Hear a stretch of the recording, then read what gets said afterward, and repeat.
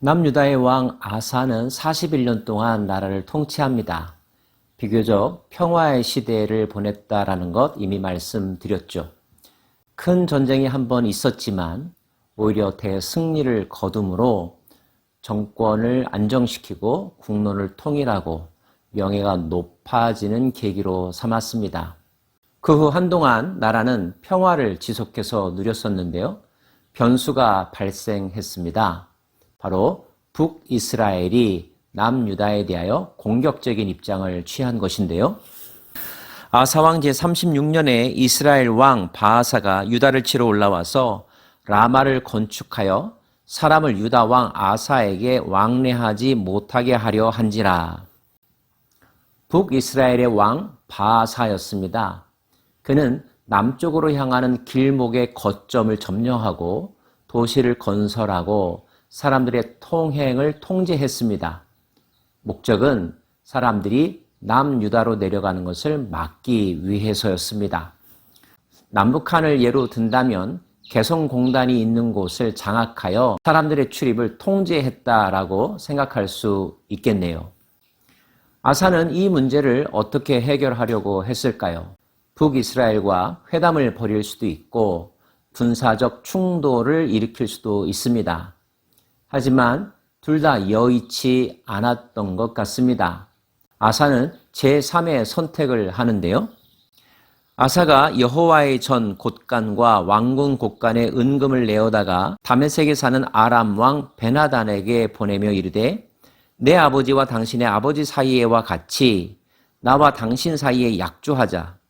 내가 당신에게 은금을 보내노니 와서 이스라엘 왕 바하사와 세운 약조를 깨뜨려 그가 나를 떠나게 하라 하매 원래 북이스라엘과 아람은 서로 동맹관계를 맺고 있었는데요. 그 틈을 비집고 들어가서 외교전을 펼쳤다는 것입니다. 그러기 위해 많은 예물들을 갖다 바쳤죠. 그리고 아람 왕 베나다스로 하여금 북이스라엘과의 동맹관계를 파기하도록 유도했습니다. 베나다시 아사 왕의 말을 듣고 그의 군대 지휘관들을 보내어 이스라엘 성읍들을 치되 이온과 단과 아벨마임과 납달리의 모든 국고성들을 쳤더니 바하사가 듣고 라마 건축하는 일을 포기하고 그 공사를 그친지라. 베나닷은 아사 왕의 말대로 움직였습니다. 북이스라엘을 공격했죠. 북이스라엘 왕 바하사는 그 전쟁에 대처했어야 했기 때문에 남유다에 대한 공격적인 정책을 중단할 수밖에 없었습니다. 라마성 건축하는 일을 중단한 거죠. 서로 친한 관계에 비집고 들어가 그 둘 사이를 떼어놓고 상대방을 자기 편으로 만들어서 자기의 목적을 이루었다면 대단한 외교술이라고 말하지 않을 수가 없습니다. 아사는 결국 나라도 지켰고 부수입도 얻게 되었는데요. 아사 왕이 온 유다 무리를 거느리고 바하사가 라마를 건축하던 돌과 제목을 운반하여다가 게바와 미스바를 건축하였더라. 신하들은 박수 보냈을 것이고 일반 백성들도 왕을 칭찬했을 법합니다. 하지만 오히려 이 일을 책망했던 한 사람이 있었습니다. 문제는 그 사람이 하나님께서 기름 부어 아사 왕에게 보내신 예언자라는 데 있습니다. 그때 선견자 하나니가 유다 왕 아사에게 나와서 그에게 이르되 왕이 아람 왕을 의지하고 왕의 하나님 여호와를 의지하지 아니하였으므로 아람 왕의 군대가 왕의 손에서 벗어났나이다.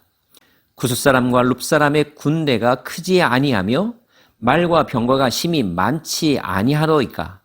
그러나 왕이 여호와를 의지하였으므로 여호와께서 왕의 손에 넘기셨나이다. 여호와의 눈은 온 땅을 두루 감찰하사 전심으로 자기에게 향하는 자들을 위하여 능력을 베푸시나니 이 일은 왕이 망령되이 행하였은즉 이후부터는 왕에게 전쟁이 있으리다 하매 선지자 하나니는 아사 왕에게 망령되이 행동했다 크게 책망합니다. 이 말을 듣는 아사 왕의 안색, 그의 기분이 어땠을까 궁금한데요. 그렇게 책망하는 이유는 무엇일까요? 선지자는 말합니다. 왜 왕은 하나님을 먼저 찾지 아니하고 아람 왕에게 의지합니까? 그 전에 구스의 100만 대군을 물리쳤던 역사를 잊어버렸습니까? 그때 이 나라가 힘이 강해서 전쟁에서 이겼습니까? 왕이 하나님을 찾았을 때에, 이 나라가 하나님을 찾았을 때에 하나님이 함께 하셨고 도와주셨고 전쟁에서 승리하게 하지 않으셨습니까?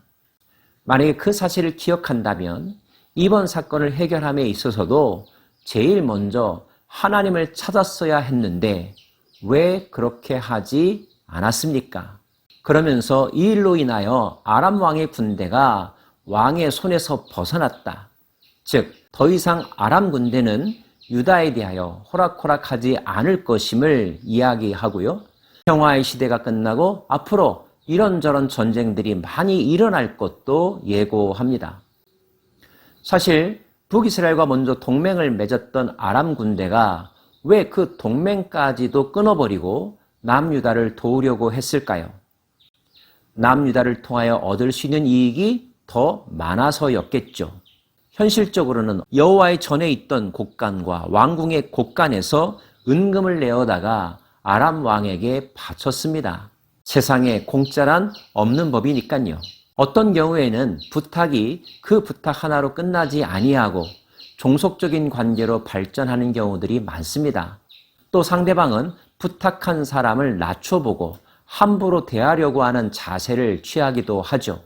아람은 다윗과 솔로몬 이후로 이스라엘이나 남유다에 대하여 함부로 할 수 없었던 세력이었습니다. 그런데 이제 더 이상 그렇게 되지 않을 거라는 것입니다. 그래서 선지자 하나니는 유다가 아람에 대하여 예속적인 관계로 들어갈 수도 있다는 것을 지적해 주었고, 이것은 외교전의 승리가 아니라 무엇보다도 하나님께서 진노하시는 영적 오류였음을 강력하게 지적하고 있는 것입니다. 하지만 이런 책망을 아사는 겸손히 받아들이고 반성한 것이 아니라 화를 내고 기분 나빠했습니다. 아사가 노하여 선전자를 옥에 가두었으니 이는 그의 말에 크게 노하였으며 그때 아사가 또 백성 중에서 몇 사람을 학대하였더라.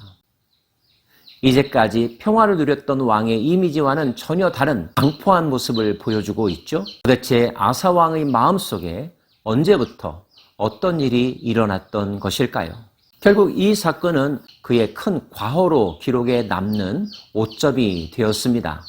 하나님을 의지하지 않았던 것, 하나님의 사람 선지자를 옥에 가두고 박해했다는 것, 과거에 신앙이 좋았던 사람도, 하나님 앞에 겸손했던 사람도 어느 시점, 어느 사건을 계기로 하여 변질되고 타락할 수 있다는 것, 하나님을 대적하는 사람이 될 수도 있다는 것, 아사를 통하여서 보게 되는데 이 예가 저와 여러분의 삶에서는 일어나지 않기를 간절히 바랍니다.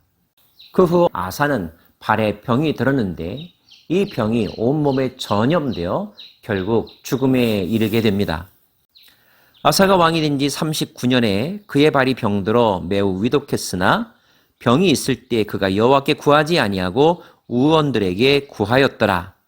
여호와께 구하지 아니하고 의원들을 먼저 찾았다는 기록으로 봐서 그는 하나니 선지자를 통하여 책망을 받은 이후에 전혀 회개하지 않았고 자신의 강팍한 마음에 매여서 평생을 살았다는 것을 짐작할 수 있습니다. 그는 더 이상 하나님을 두려워하지 않았고 하나님의 사람을 존중하지 않았던 거죠. 아사가 왕위 있은 지 41년 후에 죽어 그의 조상들과 함께 누움에 우리는 흔히 처음보다 마지막이 더 중요하다라고 이야기합니다. 그런 점에서 본다면 아사 왕은 초기에는 하나님을 잘 섬기고 하나님을 두려워하는 삶을 살고 하나님을 찾는 사람이었지만 그의 후기는 하나님을 잊어버리고 자기 고집대로 살려고 했던 사람, 자기 지혜와 자기 의를 내세우며 살려고 했던 사람이라는 것을 알 수가 있는데 안타까운 일이고 결코 우리가 배워서는 안 될 일이라는 것을 확인해 드립니다. 여호와를 찾는다는 것이 우리가 아무 일도 하지 않아도 된다는 뜻은 아닙니다. 순서의 문제죠. 먼저 하나님께 구하고 하나님께서 주시는 지혜, 하나님께서 허락하시는 방법, 하나님께서 생각나게 하시는 전략대로 움직인다면 신앙이 좋다는 소리와 능력이 많다는 소리를 함께 들을 것입니다. 그러나 그 순서가 뒤바뀐다면 잔재주를 부리는 사람, 고집스러운 사람, 하나님을 두려워하지 않는 사람이라고 하는 평가를 받게 되고 그런 사람의 마지막은 결국 하나님도 버리는 사람이 된다는 것 마음속에 새길 수 있기를 원합니다. 기도하십시다.